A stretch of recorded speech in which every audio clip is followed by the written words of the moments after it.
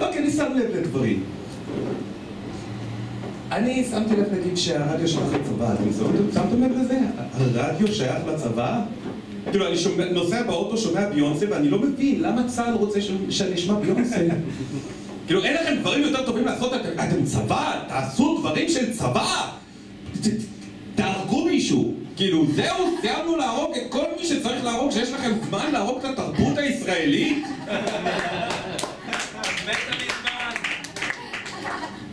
גלי צה"ל השעה 5, והרי החדשות כפי שצה"ל היה רוצה, שתשמעו אותן!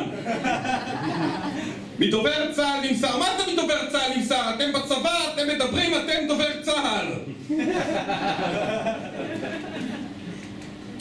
צה"ל הרס בית של מחבל? לא! אנחנו הרסנו בית של מחבל ואנחנו רוצים שתדע!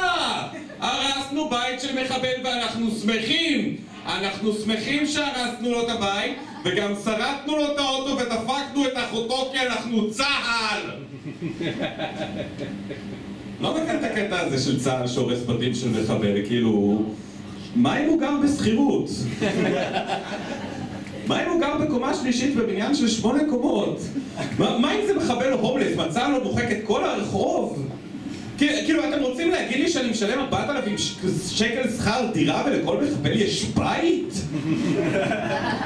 מה שמוביל אותי למחשבה שאולי זה לא כזה עונש נוראי בשביל מחבל. כאילו, בן אדם בחר בהתאבדות בתור קריירה מקצועית, יכול להיות שהוא כבר בא מבית הרוס. אני לא יודע לאן לקחת את זה מפה, כמה זמן יש לי בכלל? אולי אין לי, אולי נבנה. אולי אין השגחה. והרשות נתונה. איזה חג זה פסח? רואים שזה חג עתיק, נכון? היום החג הזה לא היה עובר לא היה עובר את התקנים של משרד החינוך, נכון? כי מה אתה אומר בפסח לילד? אתה תחכה שכולם ישתכרו ואז תגנוב את האפיקומן ותיקח קופר. אם ילד ממש חכם, אז הוא יודע גם להכין רפליקה. ואם הייתם ממש חכמים, גם הייתם מבינים את הבדיחה עליהם. כי כל המצות נראות אותו דבר, זה פאק מצה. ואם באמצע הלילה, כן? ידפוק בדלת איש זקן עם מבט רצחני בעיניים ויגיד שהוא הביא מתנות, תכניס אותו פנימה ותן לו יין בכוס הכי יקרה שלנו. לא מבין למה אנשים כל כך מופתעים מזה שהגרמנים עשו את השואה. הרי כל דבר שתגיד בגרמנית נשמע כמו פקודת מוות נאצי. לדוגמה, צירוף המילים המזעזע פחות הקוכה! זה למעשה עוגת פירות.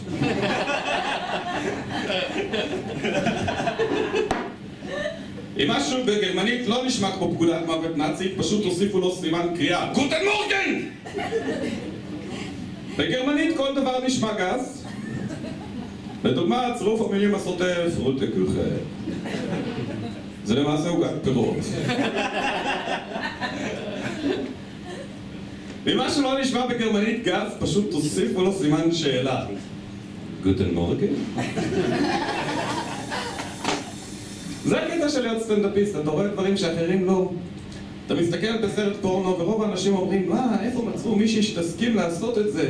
ואני מסתכל ואומר, איפה מצאו 50 גברים שמוכנים שזקי השכים שלהם ייגעו אחד בשני?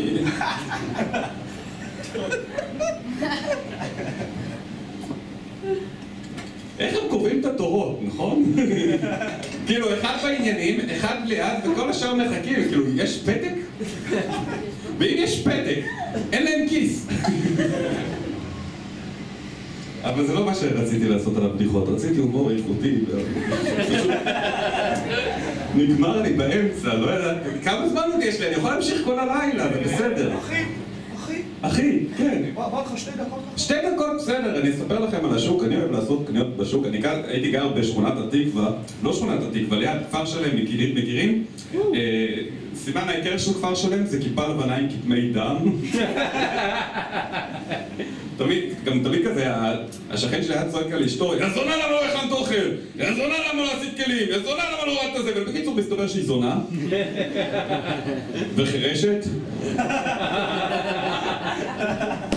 האמת שהייתה לי ילדות השוקה. אבא שלי פעם לא נתן לי דמי כיס, תמיד הוא היה אומר, בשביל כסף צריך לעבוד! ואז הוא היה הולך לעבוד על ביטוח לאומי.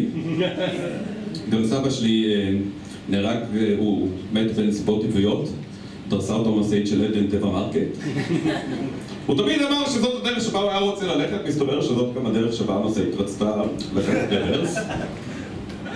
אבל מה שנחמד בלגור בשכונה זה השוק. אני אוהב את השוק, זה משעשע, כי תמיד המוכרים בשוק זה נראה כאילו הם כועסים על הירקות, נכון? 5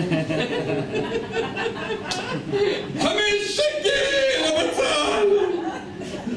וואי, איזה בצל! תקחו אותו!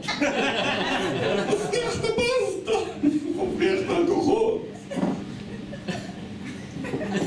אבל אני לא מבין את הרעיון של פלאפל, כי אתה קונה פלאפל, והרי פלאפל ממה הוא עשוי? מחומוס. עכשיו, המוכר, לפני שהוא שם לך את הפלאפל, הוא אומר לך לשים חומוס. עכשיו, הפלאפל הוא כבר עשוי מחומוס. רק שהחומוס שהוא שם, שזה מה שהוא קורא לזה חומוס, זה לא עשוי רק מחומוס, זה עשוי מחומוס ומטחינה. ואז הוא אומר, לשים לך טחינה? עכשיו, החומוס הוא כבר עם טחינה. עכשיו, הטחינה ממה עשוי? מסומסום. עכשיו יש פלאפל עם סומסום, מה הולך שם?